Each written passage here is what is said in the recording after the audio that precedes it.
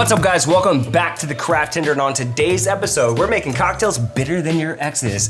By that I mean, we're making the Negroni. However, I need a little help because we're not making just one, we're making two, baby. Let's go. The Negroni. Who's it for? More likely than not, if you're ordering Negroni, it's because you want a spirit-forward cocktail. So, if we take a step back for a second, look at the history of this cocktail. An Italian man, actually a count, originally derived this cocktail from an Americano. Now, the Americano was based on two spirits and a soda water. So we're talking about a fortified wine, Campari, and soda water. Now, rumor has it, this particular count said, you know what?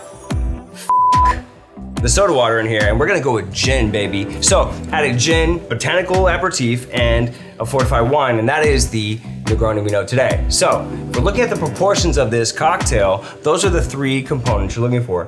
A spirit, a fortified wine, and an aperitif. The Negroni. Why is it important? I think it's really important for a few reasons. If you are trying to break into this industry, you gotta have this cocktail in your inventory. Not only that, you need to understand why it's so important to understand its balance so that you can make variations from it. Quite simply this, make sure that as you're focusing on these three ingredients, that the one thing you keep in mind is we're not trying to overpower the Campari. By doing that, you ruin it. Not only that, think outside the box. In terms of gin, in terms of bourbon, in terms of fortified wine, the list goes on and on and on of what's potentially out there. This is your opportunity to showcase yourself as a bartender. Give a little bit of expression. Don't be a pussy. So there's only one way to prove to you what I'm talking about on a cocktail that probably has 1,000 riffs. I had to recruit probably the most talented bartender in the world, who is a specialist when it comes to Negroni. I'm talking about the queen of me. She puts the Bay in Basil Hayden. Not only that, she stands at 5'3". The Mixtress herself, Ava.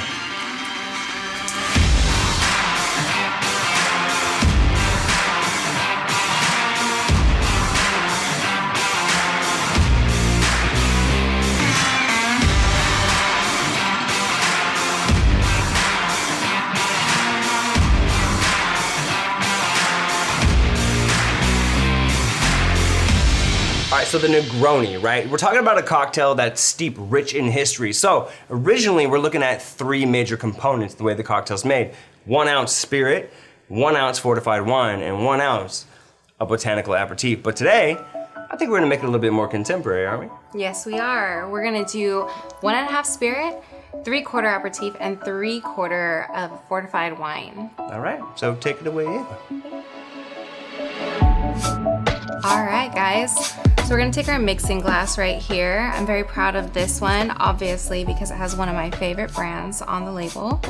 And we're gonna get started with the NOLET'S. And the reason why I chose NOLET'S was because, well, one, it's a more mild gin. The botanicals are a little more subtle, and it's fruity and floral, just like Jeremiah.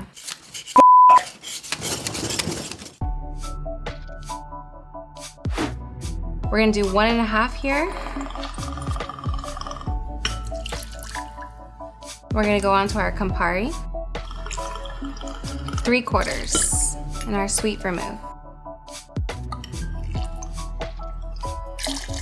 So now we have our spirit, our aperitif, and our fortified wine. We have some beautiful ice here. Something I learned recently from a classic Japanese bartender is that we don't want the ice to go too high because then you're just wasting it.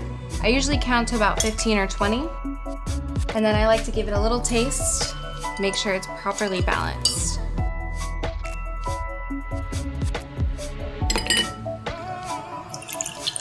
Once you have your cocktail set, you're ready for a garnish. And the orange expression is incredibly important in a Negroni. Skin down and express. Subtle twist. Gently. And that is the Negroni. All right, so now that we've seen the actual traditional Negroni, I'm gonna give you another variation, a French variation, maybe even the cousin to the Negroni. So let's get into the cocktail. So let's get into the cocktail. This cocktail calls for exactly 1.5 ounces of Michter's bourbon.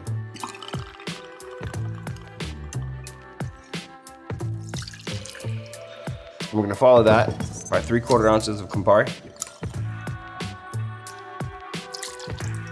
and 3/4 ounces of our selected Vermouth. We have all 3 ingredients in. Now all we need to do is crack our large ice and stir.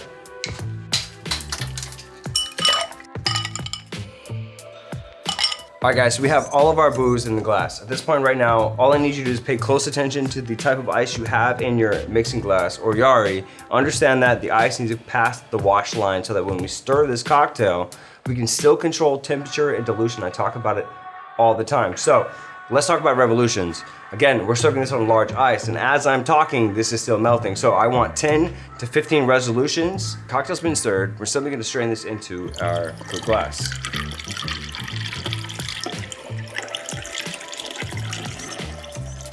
All right, so to garnish the cocktail, we're gonna use simply an orange peel. This is a classic when it comes to the Negroni and the Negroni variations. All you wanna do is oil side down, express in. The only difference is we're not gonna twist and put in, we're gonna garnish on the side. And then you have my friends, Boulevardier.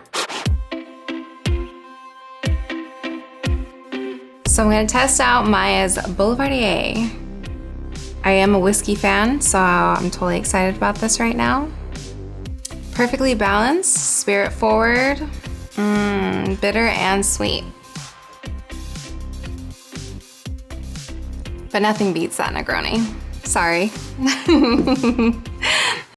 So there you have it, guys. A primary reason why, number 1, the Negroni is an amazing drink, the Boulevardier is an amazing drink, and Ava is an amazing bartender. So do us a favor, like, subscribe below, but also comment on what you think is the better cocktail between the two. Cheers.